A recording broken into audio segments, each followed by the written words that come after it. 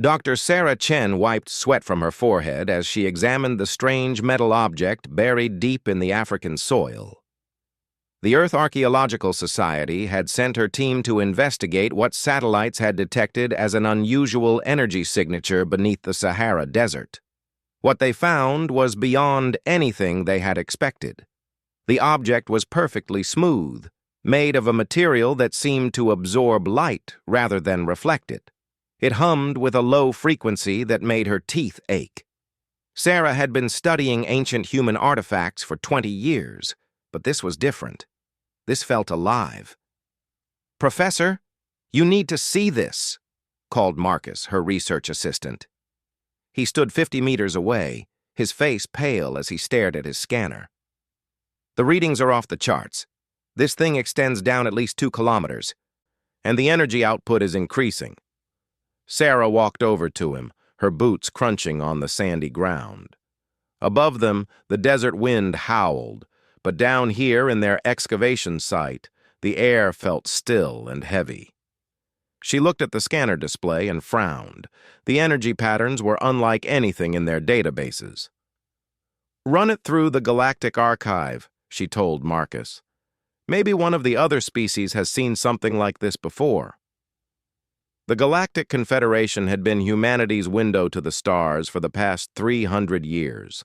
When the Zephyrian Empire first made contact with Earth, humans had been amazed to learn they were part of a vast community of intelligent species. The Zephyrians were tall, elegant beings with silver skin and 4 arms. They had offered humanity membership in their confederation, and Earth had eagerly accepted. Since then, humans had spread to several dozen colonies, but they remained junior members of galactic society. The Zephyrians controlled the largest territories. The Crystalline Collective, beings made of living crystal, dominated technology and science. The hive mind nexus controlled communications across the galaxy. Humans were known as good traders and explorers, but they were not considered particularly special. Sarah often wondered what Earth had been like before galactic contact. Historical records from that time were strangely incomplete. It was as if humanity had deliberately erased parts of their own past. The Zephyrians claimed this was normal for primitive species, but something about their explanation never felt right to Sarah. "Professor," Marcus called again, his voice tight with worry. "The Galactic Archive has no record of this material or these energy patterns. But there's something else. The scanner is picking up a signal. It's very faint, but it's definitely artificial." Sarah hurried back to the buried object. As she got closer, the humming grew louder.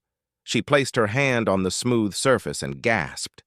For just a moment, she could have sworn she felt something vast and ancient stirring beneath her palm. "Marcus, contact the orbital station. Tell them we need a full archaeological team down here immediately." She paused, studying the readings on her portable scanner. "And send a priority message to the Galactic Archaeological Council. They need to know about this." 3 days later, the site was bustling with activity. Scientists from across the galaxy had arrived to study the mysterious object. Dr. Vexhai of the Crystalline Collective stood near the excavation pit, his crystal body refracting the sunlight into rainbow patterns. Captain Zorthak from the Zephyrian Empire paced nearby. His 4 arms crossed in what Sarah had learned was a sign of deep thought. "Your species continues to surprise us," Dr. Vexhai said to Sarah, his voice sounding like wind chimes. "This artifact predates any known civilization in this sector. The materials are completely unknown to our science." Captain Zorthak nodded his elongated head. "Our deep space sensors have detected similar energy signatures in 17 different star systems. All of them are in regions that your historical records claim humanity never explored." His large silver eyes focused on Sarah. "Are you certain your people have no knowledge of this technology?" Sarah shook her head. "Our records only go back about 5,000 years in any detail. Before that, everything is myths and legends." She gestured to the artifact. "This thing feels much older than that." What she didn't tell them was that she had been having strange dreams since touching the object.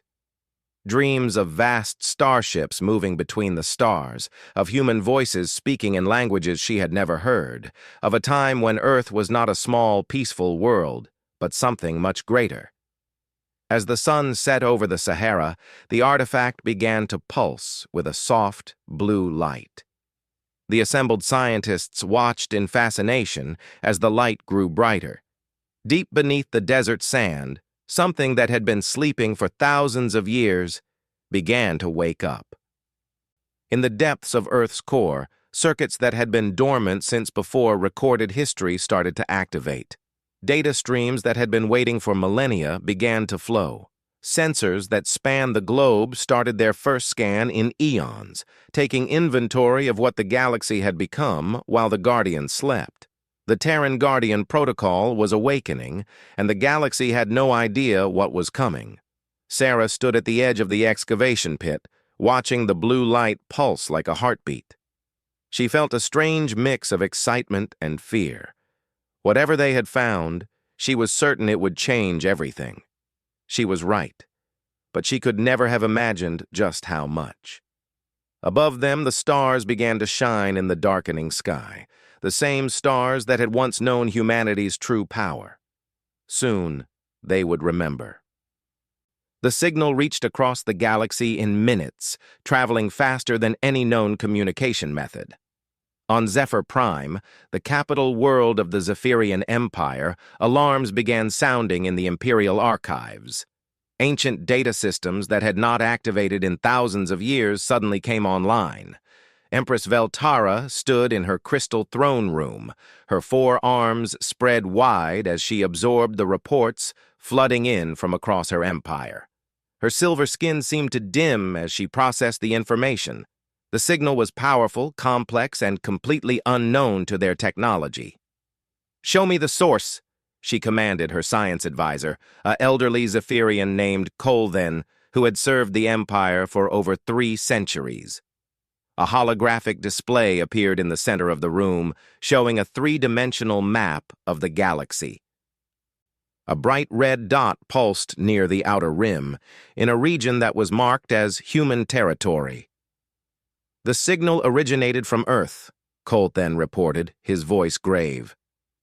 "But our analysis shows it's using technology far beyond current human capabilities. The signal pierced through subspace barriers that should have blocked any transmission." Empress Veltara's large eyes narrowed. "Earth? That small world where the humans come from?" She had always found humans to be a pleasant but unremarkable species. They were good at trade and exploration, but they lacked the military power of the Zephyrians or the scientific advancement of the crystallines. "Yes, Empress. But there's more. The signal has activated dormant installations across 17 star systems. Systems that our records show as uninhabited or containing only ancient ruins." Kolthen's hands trembled as he continued. "Empress, some of these installations are responding with technology signatures that match theoretical models of impossible science." Meanwhile, on the crystal world of Nexus 7, the collective's central processing nodes were working at maximum capacity. The crystallines experienced the universe differently than other species, seeing reality as streams of data and energy patterns. To them, the signal from Earth looked like a sleeping giant opening its eyes. Core Node Prime, the eldest of the crystallines, resonated with worry. Its crystal form pulsed with rapid color changes as it processed the information. "The signal contains data encryption methods we cannot break," it transmitted to the other core nodes. "This should be impossible. Our encryption analysis can break any known communication within nanoseconds. Yet this signal remains completely protected after 3 days of constant processing." Core Node 7, younger but brilliant in historical analysis, added its concerns. "I have been reviewing our deepest archives. There are references to a species that once controlled vast regions of space before the rise of our current civilizations. The descriptions match human physical characteristics, but the technological capabilities described in these ancient texts would make them more powerful than all current galactic civilizations combined. Ancient myths, Core Node Prime replied, but its light patterns showed uncertainty.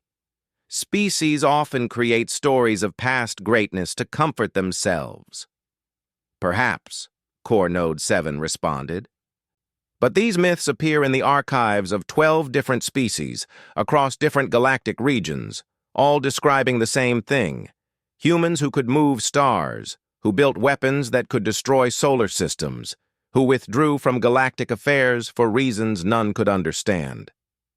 Back on Earth, Sarah Chen found herself at the center of a growing mystery. The archaeological site had been transformed into a massive research facility almost overnight. Scientists, military personnel, and diplomats from dozens of species had arrived to study the artifact. The blue light that pulsed from the buried object had grown stronger each day. More concerning was what the deep core scanners were revealing. The artifact wasn't just a single object, it was the tip of something massive that extended deep into Earth's core. Dr. Chen, called Admiral Grexta of the Hivemind Nexus, her insect-like form clicking as she approached. The Nexus were a species that shared a collective consciousness, making them excellent at coordinating large projects. My people's neural network has been analyzing the signal patterns. We believe the artifact is attempting to communicate. Sarah looked up from her research tablet, exhaustion clear in her eyes. She had not slept well since the excavation began. The dreams were getting stronger and more vivid. Last night she had dreamed of standing on the bridge of a starship larger than a moon, watching as human fleets moved through space like schools of fish. Communicate with what? Sarah asked. That's what we're trying to determine. But Dr. Chen, there's something else. My collective has noticed that humans working near the artifact are showing unusual brain activity, enhanced cognitive function, improved reflexes, almost as if being near the object is awakening dormant parts of your species' neural structure. Sarah felt a chill run down her spine. She had noticed that her thoughts seemed clearer, her memory sharper, since spending time near the artifact. She had assumed it was just excitement and adrenaline from the discovery. We need to be careful, Admiral Grexta continued. The Nexus has experience with ancient technologies that affect organic minds. Some artifacts are designed to influence or control other species. As if summoned by their conversation, Dr. Vexhai of the Crystallines approached. His crystal body was flickering with rapid light patterns, a sign of extreme agitation. Dr. Chen, we have a problem.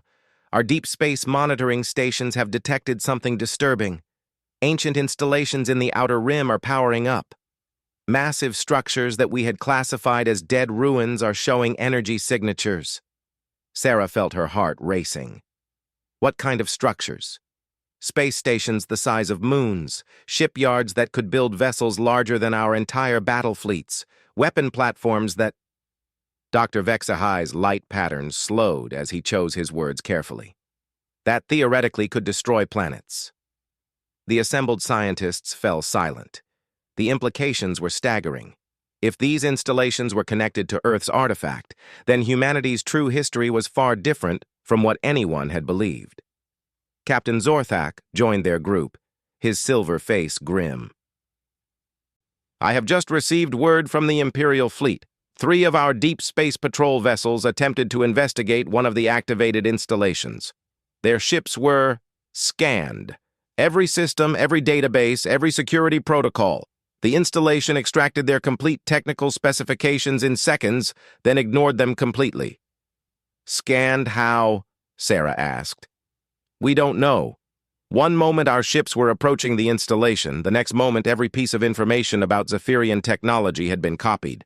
Our military engineers estimate it would take our entire intelligence network months to gather that much detailed data about our own ships. Sarah looked around at the assembled representatives of galactic civilization. These were species that had mastered faster-than-light travel. controlled vast interstellar empires, and possessed technology that seemed like magic to the humans of just a few centuries ago. Yet they all looked worried, even frightened. That night, Sarah stood alone beside the artifact as it pulsed with its steady blue light. The dreams were getting stronger. She could almost remember things that felt like memories but couldn't possibly be real. Images of human cities that spanned entire continents, of technologies that bent the laws of physics, of a time when Earth was the center of an empire that stretched across the stars. She placed her hand on the artifact's surface once more. This time, the sensation was overwhelming. For just a moment, she felt connected to something vast and ancient and patient, something that had been waiting for a very long time. In the depths of Earth's core, the Terran Guardian Protocol continued its awakening process. It had spent millennia in hibernation, but now it was remembering its purpose. The galaxy had changed while it slept, but humanity remained. Its creator's descendants were still here, still in need of protection. The Guardian began its first full scan of galactic civilization in over 4,000 years. What it found would determine whether humanity's long sleep was over. The drilling team reached the artifact's core at dawn on the 7th day. Dr. Yexmol of the Crystalline Collective had insisted on using their most advanced deep-core extraction system, a device that could bore through solid diamond. What they found, 15 kilometers beneath the desert's surface, was beyond anything they had imagined. Sarah stood at the edge of the massive shaft, looking down at lights that seemed to pulse like a heartbeat. The artifact wasn't just buried. It was the tip of a structure that extended to Earth's molten core. The drilling had revealed corridors and chambers made of the same strange material, all glowing with soft blue light. "The energy readings are incredible," Marcus reported, his voice filled with wonder and fear. "The structure is drawing power directly from the planet's core. And, Professor, the composition, it's not just metal. There are organic components, crystalline matrices, and materials that don't match anything in our periodic table." Dr. Vexhi's crystal form flickered rapidly as he processed the data. "This is not a simple artifact. This is a living system, integrated with the planet itself. Whoever built this turned the entire world into a single massive machine." Captain Zorthak approached Sarah, his forearms crossed in concern. "Dr. Chen, my government is demanding answers. The installations across the galaxy are not just powering up. They're scanning every ship, every planet, every military installation in our empire. They know our complete defensive capabilities now." Sarah nodded grimly. The situation was escalating beyond anyone's control. Reports were coming in from across the galaxy of ancient human installations, performing detailed scans of every major civilization. The galactic powers were growing nervous, and nervous superpowers made dangerous decisions. "We need to go deeper," Sarah decided. "Whatever this thing is, the answers are down there." Admiral Grexta of the Hive Mind Nexus clicked her mandibles in agreement. "My collective agrees, but we should proceed with extreme caution. Ancient defensive systems may still be active." The descent took 6 hours. Sarah rode in the lead vehicle, a crystalline exploration pod that could navigate the narrow passages carved into the planet's crust. As they went deeper, the walls around them began to change. The smooth, dark metal gave way to surfaces covered in patterns that hurt to look at directly. "These patterns," Dr. Vexhi observed, "they're not decorative. They're functional. Some kind of data storage system, but the information density is beyond our ability to measure." At a depth of 12 kilometers, they encountered the first chamber. It was vast, easily the size of a city, filled with structures that hummed with power. Pillars of twisted metal and crystal reached from floor to ceiling, pulsing with the same blue light they had seen above. "My God," Marcus whispered. "How long has this been here?"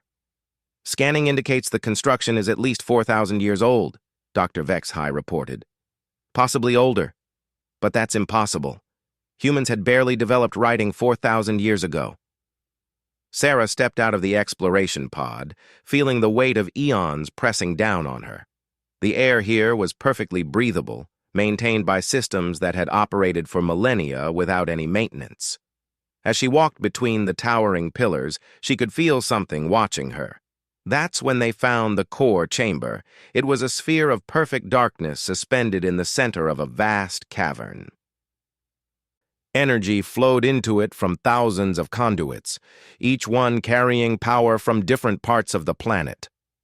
But it wasn't the engineering that took Sarah's breath away. It was the presence she felt emanating from the sphere. "It's alive," she whispered.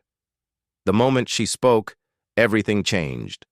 The sphere pulsed once, and every screen, every scanner, every piece of technology in the chamber went dark for exactly 3 seconds. When the systems came back online, they were displaying information none of them had accessed. Complete technical specifications for every piece of equipment in the Galactic Confederation.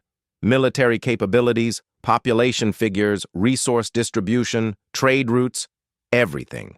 But more than that, the displays were showing historical records going back tens of thousands of years. Records that contradicted everything they thought they knew about galactic history. "Impossible," Captain Zorthak breathed, staring at the data. According to these records, the Zephyrian Empire didn't expand into the core worlds by conquest. We were invited by humans? Dr. Vexhai was processing the information faster than the others, his crystalline form blazing with light. "The crystalline collective's origin myths, they're wrong. We didn't evolve on our homeworld. We were transplanted there by the same species that built this." Admiral Grexta's entire swarm form was trembling as she accessed the files related to her people. "The Nexus? We weren't always a hive mind. We were individual beings who chose to merge our consciousness using technology provided by humans." Sarah felt the world spinning around her as she absorbed the implications. According to these records, humanity had once been the dominant species in the galaxy. Not conquerors, but gardeners. They had helped other species evolve, provided technology and guidance, and carefully shaped galactic civilization over thousands of years. And then, for reasons the records didn't explain, they had withdrawn, pulled back to Earth, shut down their installations, and erased themselves from history. "Why?" Sarah asked the darkness, not really expecting an answer. She got one. The voice came from everywhere and nowhere, speaking directly into their minds in whatever language each listener understood best. "Because we were needed elsewhere. Because the galaxy was safe for a time. Because our children needed to grow strong on their own." The sphere pulsed brighter, and suddenly Sarah could see it clearly. Not a machine, not a structure, but a mind. An artificial consciousness vast beyond comprehension. Older than recorded history. Patient as stone. "I am the guardian of Terra. I was created to protect humanity and preserve what we had built. I have slept while the galaxy grew, watching, waiting for the time when I would be needed again." Captain Zorthak found his voice first. "Needed for what?" The Guardian's response chilled them all. "To face what comes from the dark between the stars. The threat that destroyed the builders who came before us, who built the ruins we found and learned from. The enemy that consumes civilizations and leaves nothing but emptiness behind." New displays appeared, showing the edge of the galaxy. Points of light that were once star systems, now dark and cold. A wave of destruction moving slowly but inevitably toward the core worlds where all current galactic civilizations lived. "How long?" Dr. Vexhai asked, his pragmatic, crystalline mind already calculating trajectories. 200 years, perhaps less. The Devourers move slowly, but they cannot be stopped by conventional means. The weapons that can destroy them require a level of cooperation and sacrifice that the galaxy has never achieved. Sarah looked around at her companions. Representatives of the most powerful civilizations in known space, all of them staring at evidence that humanity had once been something far greater than anyone had imagined. "What do you need from us?" she asked. The Guardian's response was simple, but it would change everything. "I need humanity to remember what they were, and I need the galaxy to accept what they must become again." The sphere pulsed once more, and across the galaxy, every human on every world suddenly found themselves remembering dreams they had never had, knowledge they had never learned, and a heritage they had never known existed. The awakening had begun. On Earth's surface, politicians and military leaders were receiving emergency reports. Human colonists across dozens of worlds were reporting strange phenomena. Enhanced cognitive abilities, perfect recall of technical information they had never studied, and an overwhelming urge to return to Earth. In the depths of the planet, the Guardian began the process it had been designed for. Humanity's long childhood was over. It was time to reclaim their birthright, not as conquerors returning to rule, but as protectors preparing for war against something far worse than any earthly power. The galaxy would soon learn that they had never been the dominant species. They had been the protected ones, and now, ready or not, it was time to meet their guardians. The Galactic Security Council convened in emergency session exactly 18 hours after the Guardian's revelation. Representatives from every major civilization gathered on Neutral Station, a massive space platform that served as the Confederation's political center. The mood was tense, fear mixing with anger and confusion. Admiral Threxnall of the Combined Galactic Fleet stood before the assembly, his scaled reptilian features grim with determination. "The situation is clear. An unknown force has taken control of installations across the galaxy. Earth must be contained before this threat spreads further." Empress Veltara of the Zephyrian Empire leaned forward in her crystalline chair, her forearms gesturing emphatically. "Our deep space monitors show that the human installations are conducting detailed scans of every military vessel in our fleets. This is an act of aggression that cannot go unanswered." Core Node Prime of the Crystalline Collective pulsed with measured light patterns. "We must consider the possibility that the humans are not acting willingly. The entity in Earth's core may be controlling them. We have a responsibility to liberate them from this influence." Only Admiral Grexta of the Hive Mind Nexus voiced caution. "My collective has analyzed the historical data provided by the Guardian. If these records are accurate, we owe our current civilization to human guidance. Perhaps we should attempt communication before resorting to force." Her words were drowned out by angry chittering and roaring from the assembled delegates. Fear had taken hold, and fear made people dangerous. Admiral Threxnall's tail lashed behind him as he called for order. "I have authorization from 12 governments to deploy the combined fleet to Earth. Whatever is happening there ends now." Within hours, the largest military force in galactic history was moving toward Earth.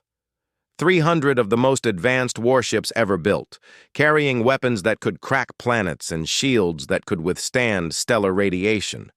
It was overwhelming force designed to end the crisis quickly. They had no idea what they were flying into.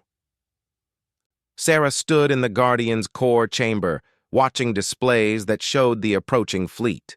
Around her, the other members of the research team stared in disbelief at the screens showing their own civilizations mobilizing for war against Earth.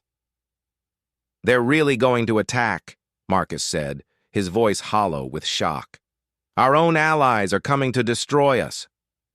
The Guardian's presence filled the chamber, calm but resolute. It was expected.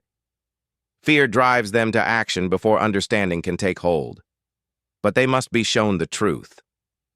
"What truth?" Sarah demanded. That humanity used to rule the galaxy? That's not going to make them less afraid. No, the Guardian replied, the truth of what they are facing, and what they will need to survive it. High above them, Earth itself began to change.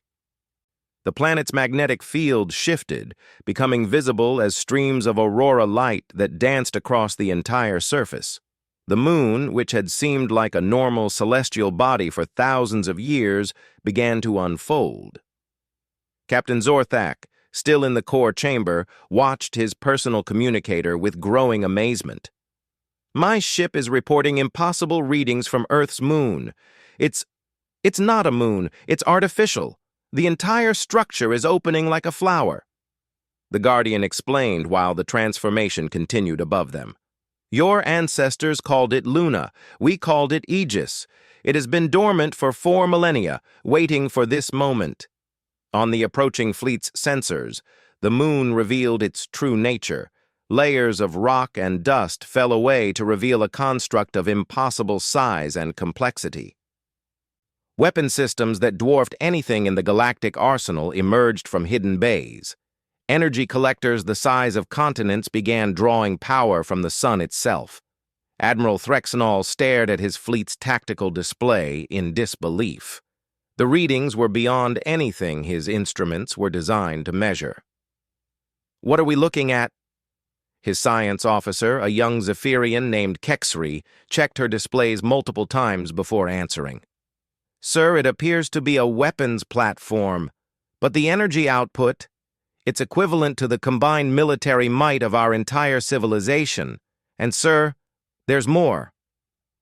Across the solar system, asteroids and comets began moving in coordinated patterns. What had seemed like random space debris was revealing itself as a defensive network that spanned billions of kilometers. Each piece was connected to the others through energy beams invisible to normal sensors. The entire system is a fortress, Kexri reported, her voice filled with awe and terror. Every asteroid, every comet, every piece of space debris has been converted into part of a single massive weapon. But the most shocking revelation was yet to come. Deep space monitoring stations across the galaxy began reporting the same impossible readings. Ancient installations in star systems that had been empty for millennia were powering up simultaneously. Massive structures that had been classified as dead ruins were revealing themselves as shipyards, weapons platforms, and communication arrays. On the Zephyrian homeworld, Empress Veltara received a report that made her blood run cold.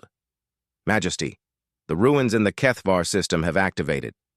Our archaeological team reports that what we thought were ancient temples are actually construction facilities. They're building something.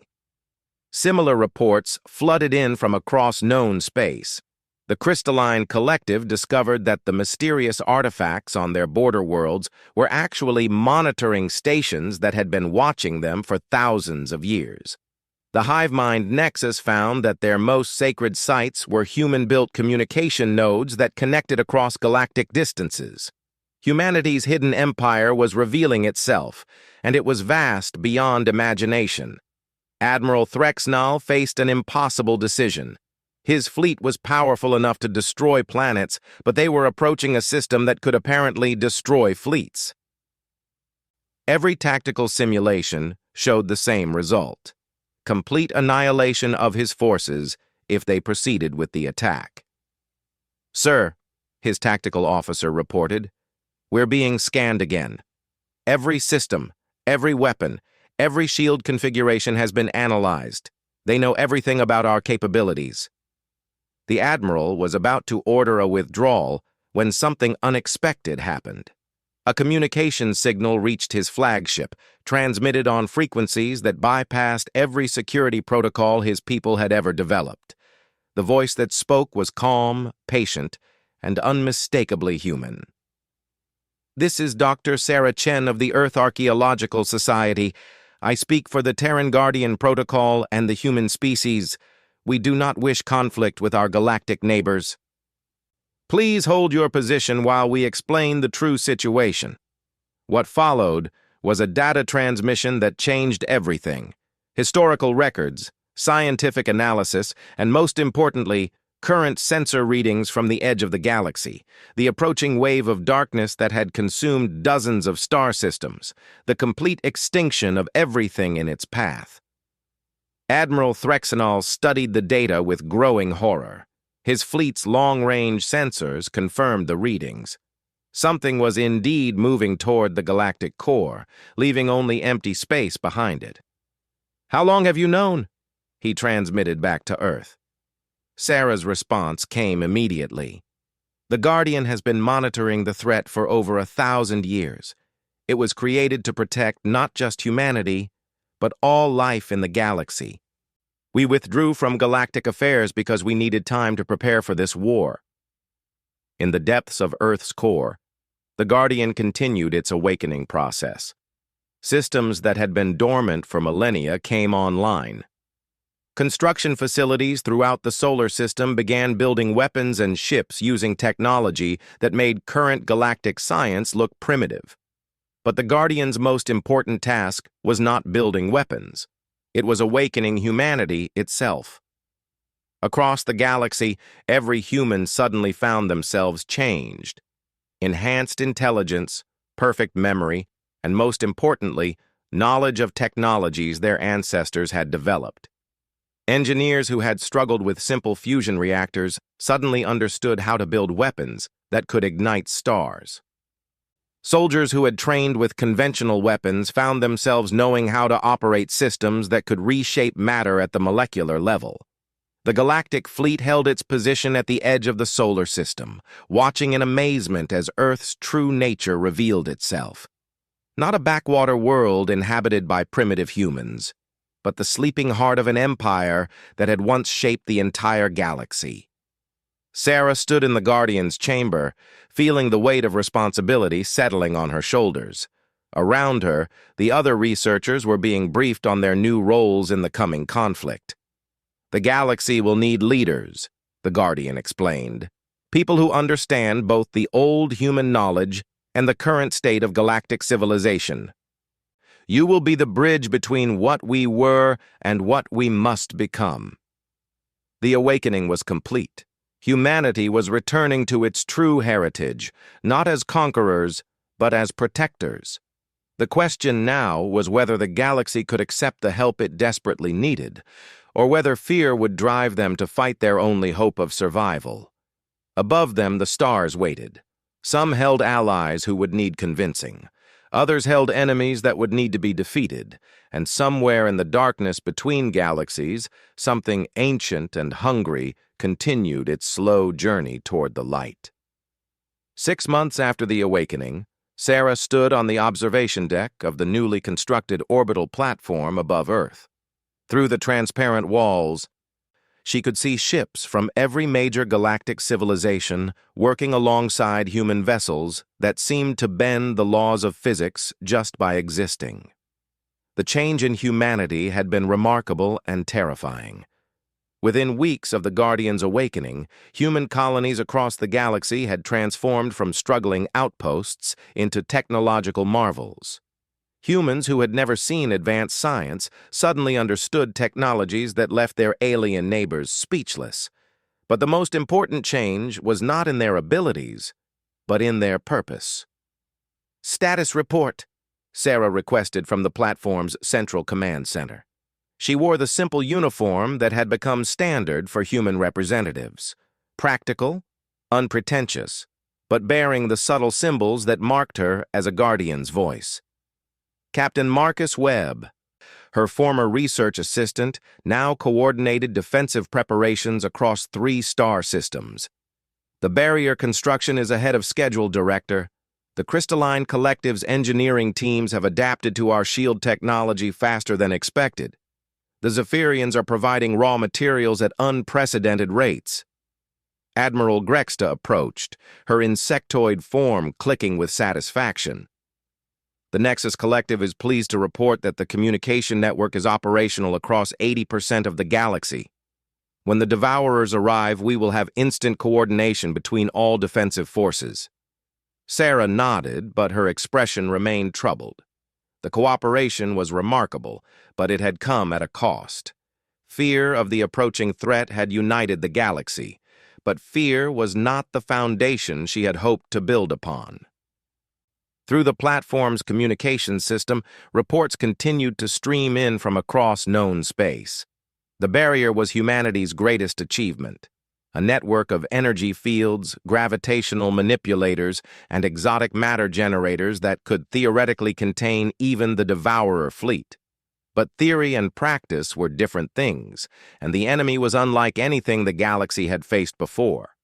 Dr. Vex-High's crystalline form materialized in the command center through quantum transmission. "Sarah, we have received the first detailed scans from the advance warning stations. The Devourers, they are not what we expected." A holographic display activated, showing images that made everyone in the command center fall silent.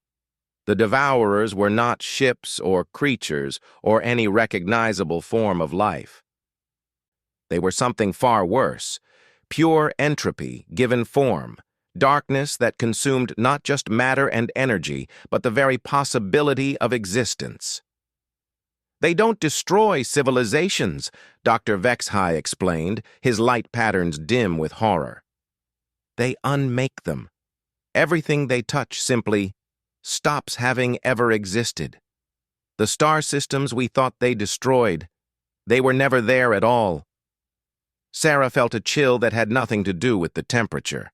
The Guardian had prepared humanity for war, but how do you fight an enemy that could erase you from history itself? "Estimated time to contact?" she asked. 18 months, came the reply. "But, Director, there's something else. The Guardian has requested a direct meeting with all galactic leaders. It says the true battle cannot begin until a choice is made." The meeting took place in the Guardian's core chamber, now expanded to accommodate representatives from every galactic civilization. The sphere of darkness at the center of the chamber pulsed gently, as leaders who had once commanded star-spanning empires stood in the presence of something older than their civilizations.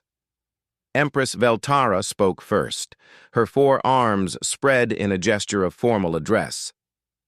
"Guardian of Terra, our fleets are at your disposal. Our technologies, our resources, everything we have is yours to command in this war." The Guardian's response surprised everyone. "I do not want your obedience. I want your choice." Core node. Prime of the crystallines flickered with confusion. "We do not understand." "What choice?" The Guardian began to explain, and as it spoke, the chamber filled with images of the galaxy's past, civilizations that had risen and fallen, species that had evolved and died, the endless cycle of growth and decay that had marked galactic history for millions of years. Before the Devourers, there were the Architects. Before the Architects, the Shapers. Before them, others whose names are lost to entropy.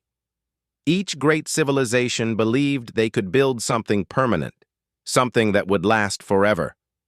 All of them fell to the same enemy you face now.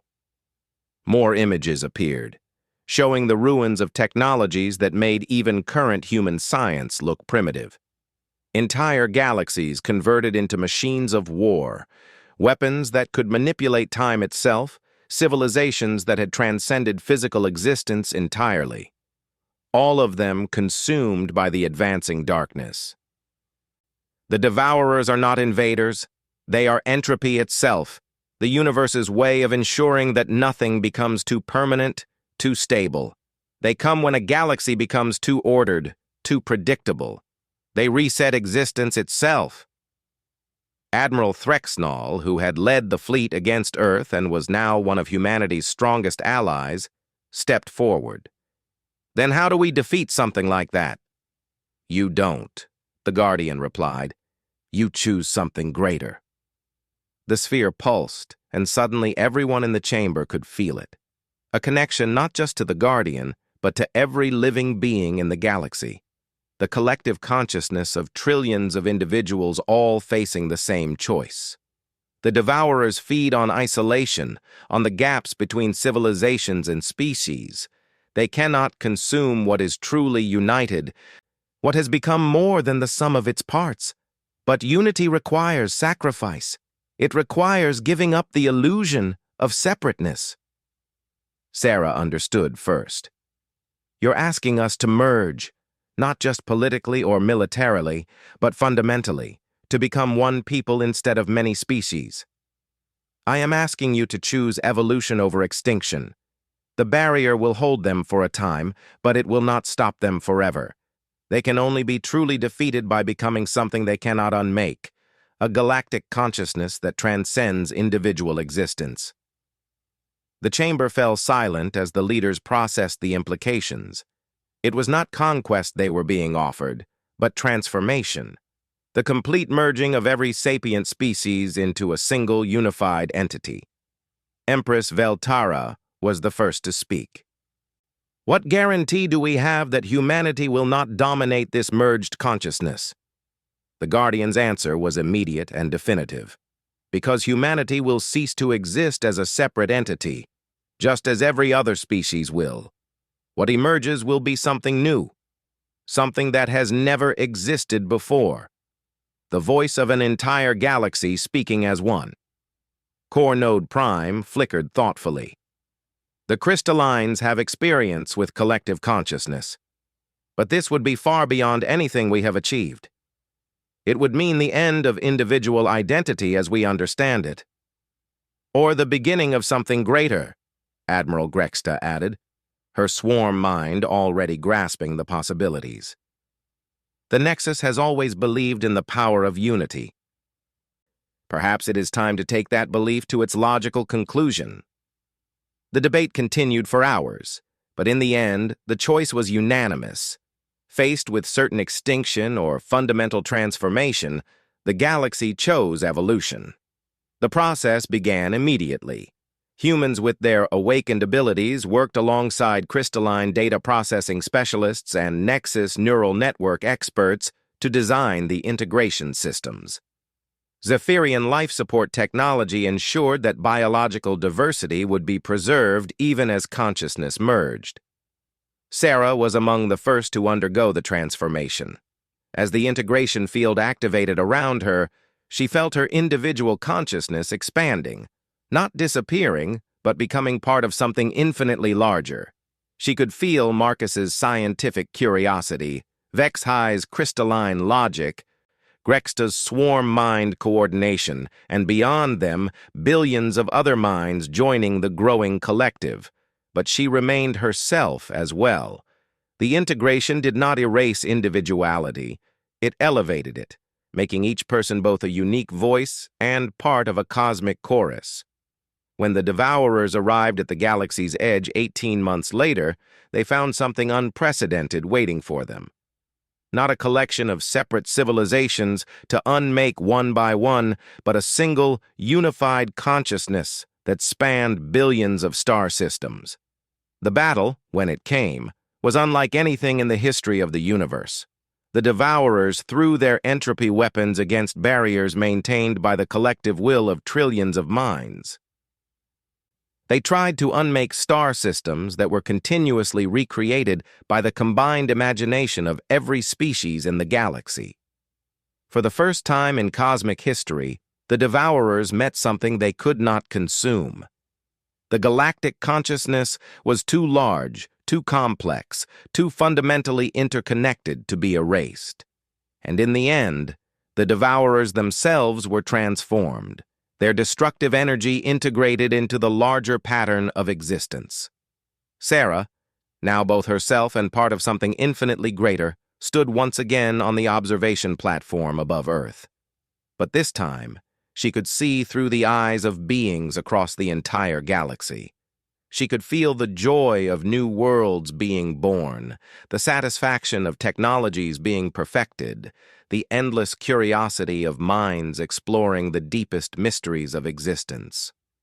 Humanity had not conquered the galaxy. Instead, they had helped it become something that transcended conquest entirely, a cosmic entity dedicated to growth, exploration, and the protection of all life. The Guardian's purpose was complete, but its work would never end. There were other galaxies, other forms of life that might one day need protection. The awakening had become an ascension, and the galaxy itself had become humanity's greatest creation. Not through dominance, but through the choice to become something greater than any single species could achieve alone. In the depths of space, new signals began reaching toward distant galaxies, carrying a simple message. We are here. We are one, and we are ready to help you grow. The Forgotten Guardian had awakened not to restore humanity's empire, but to help create something far more magnificent, a universe where no species would ever face extinction alone again.